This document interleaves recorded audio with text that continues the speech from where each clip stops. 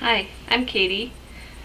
I'm not Korean, but I'm a K-pop fan, and I'm over 30. In Korean culture, it's important to know someone's exact age so that you know like formalities and seniority and all sorts of stuff like that. But anybody who's going to probably watch this is I'm probably older than, so let's just assume. How I got into K-pop. I'd listened to like some J-pop, maybe like early 2000s, I guess.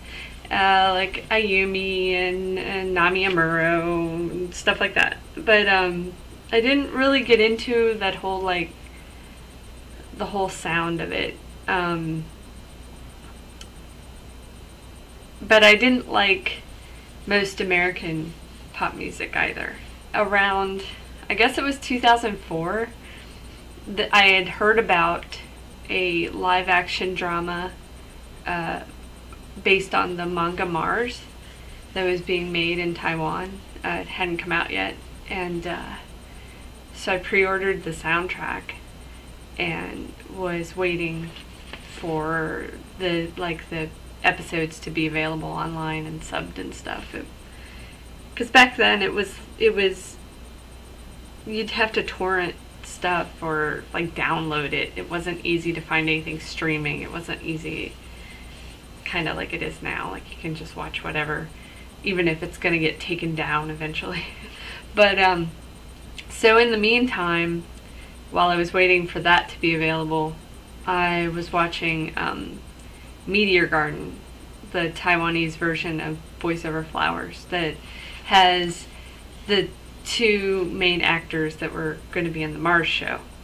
And so from there I got into the F4 group of the Taiwanese version and all their solo stuff, especially Vic Show. I got into Vic Show the most. And then from there I liked SHE and Sholo, who when I found him, his name was Alan Lowe, and Will Pan, some others. And I was getting more into J-pop because I found some groups I liked more, like Flame and W-inds and some of those groups. And then I guess it was around 2004, my boyfriend, Sean, at the time, he's now my husband, he introduced me to m-flo, and I really got into that. And so this is where K-pop comes in. Will Pan, who I was super into, it turned out a bunch of his songs were actually K-pop covers. Like Gecko Strolls was Mother by One Time, and he had done like a Jang Woo-hyuk song, and Seven, I can't think of what else. But so that's how I found Seven. I was looking up, well, and the others.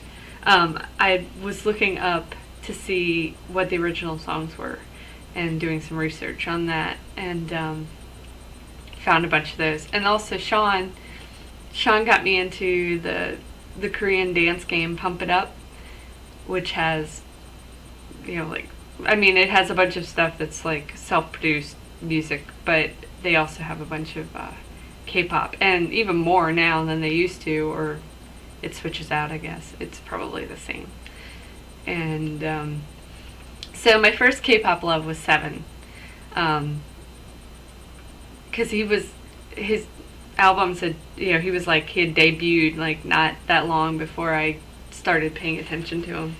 And then you know, Rain, who had already been out for a little while, but his It's Raining song had just come out, and got into One Time, because there's a bunch of One Time in Pump It Up, and also, you know, like the song that I'd heard that Will Pan had done, and so for a while there, K-pop was just kind of mixed in with my Taiwanese and Jpop stuff.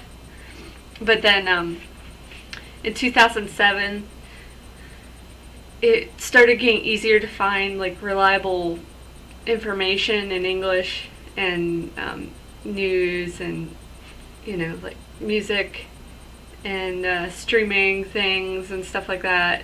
And so I was able to actually start to follow some stuff and get into some of the rookie groups, like Black Pearl was new, Kara, Supernova, a lot of groups like that. And so I was able to follow some debut stuff.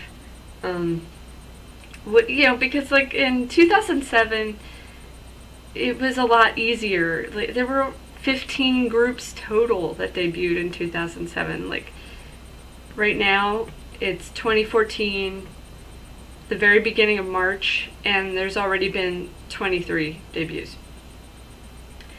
So, then in 2008, things got a little more serious for me with K-pop. There was this little boy group that debuted. You may have heard of them. They're called SHINee. And they, you know, when they debuted, like, the video was kind of goofy. Like, I thought the fashions were kind of funny because the one guy had on, like, a chain that was, like, as big as his arm. And then the other guy had, like, a little bowl haircut, you know, and it just looked, they looked goofy. But the dance was really awesome, and the song was super catchy, and I totally got into it, and was listening to that a lot. There was a Korean site that had English where you could buy ringtones and wallpapers and stuff, and they're gone now. But they, I bought the Nuna no Muyepo MIDI ringtone. That was pretty awesome. And then in 2009, when Ring Ding Dong came out, I chose a bias.